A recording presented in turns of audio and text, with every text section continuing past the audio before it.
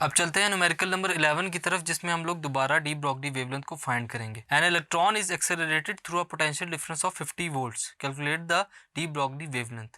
सबसे पहले हम लोग गिवन डाटा को लिखेंगे। पोटेंशियल डिफरेंस V कितना है students, 50 volts.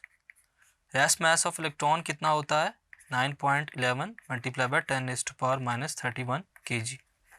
Charge on electron कितना होता है students, 1.602 multiply by 10⁻⁻19 coulomb.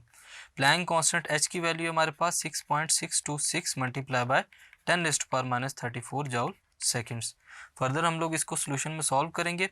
D Broglie wavelength lambda को हम लोगों ने फाइंड करना है।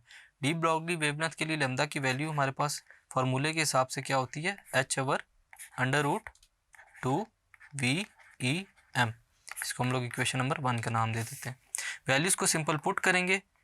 h की value 6.63 multiply by 10⁻⁻34 divided by √2 multiply by 50 multiply by 1.6 multiply by 10⁻⁻19 multiply by 9.11 multiply by 10⁻⁻31।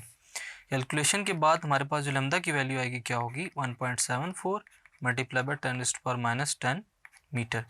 10⁻10 value होती है आर्मस्ट्रॉन्ग्स की, तो lambda will be equal to 1.74 आर्मस्ट्रॉन्ग्स।